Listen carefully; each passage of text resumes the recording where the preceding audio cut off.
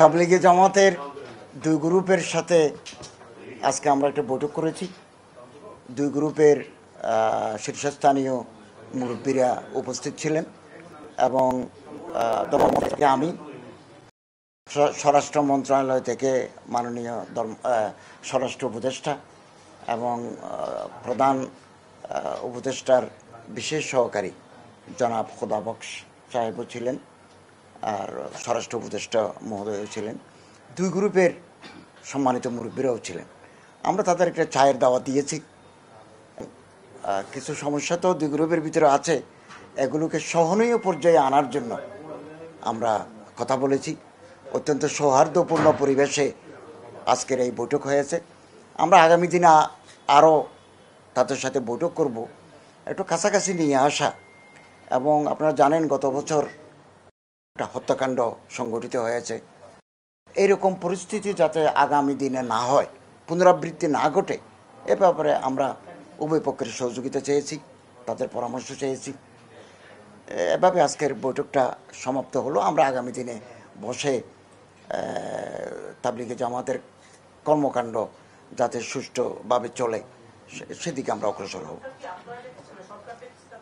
না, উভয় গ্রুপ আমাদেরকে আজকে 2 মাস 3 মাস যাবৎ বলছেন যে আমরা আপনাদের সাথে বসতে চাই। তো আমরা সময় দিতে পারি নাই, এই সময়টা ঠিক করেছি। তবে উভয় গ্রুপকে আমরা এক করেছি। আজকে আলাদা আলাদা বৈঠক ছিল, একজন 12টা থেকে 12:30 এক গ্রুপ, 12:30 থেকে 1টা পর্যন্ত আরেক গ্রুপ। আমি চিন্তা করলাম যে তারা যেহেতু এখানে আছে, তাদেরকেও ডাকি না, ডেকে সামনাসামনি কথা বললে অনেক কথা ক্লিয়ার হয়। তো ওনারা সম্মতি দিয়েছেন এবং দুই গ্রুপের সাথে শীর্ষস্থানীয় নেতৃবৃন্দের সাথে দুই গ্রুপের আজকে বৈঠক হয়েছে। আমরা চা কফি খেলাম। আগামী দিনে আমরা আরও বৈঠক করব, আরও কাছাকাছি আসার।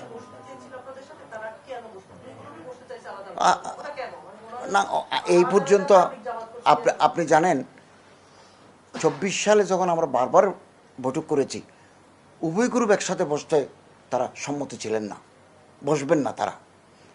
It is the first time, এটাই প্রথম যে উভয় গ্রুপ দুজন উপদেষ্টা একজন বিশেষ সহকারীর সামনে বসে এগুলো আলাপ আলোচনা করার সুযোগ করে দিল। এই জন্য আমি উভয় গ্রুপকে ধন্যবাদ জানাই। না, এই নিয়ে আমরা অতদূর পর্যন্ত এখনও পৌঁছে নেই। একসাথে করবে কে না সেপারেট করবে, এগুলো আলাপ আলোচনা সাপেক্ষে হবে।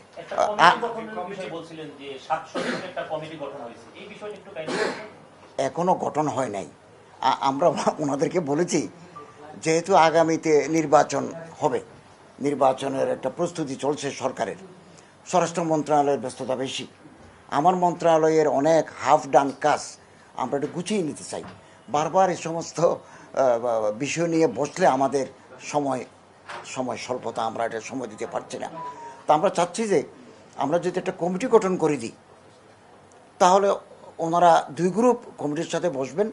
তারা যদি একটা সমঝোতায় পৌঁছে অথবা ঐক্যমত্যে তারা উপনীত হয়, আমাদের কাছে রেফার করলে আমরা সেটা ফাইনালি দেখব এবং অ্যাপ্রুভ করব।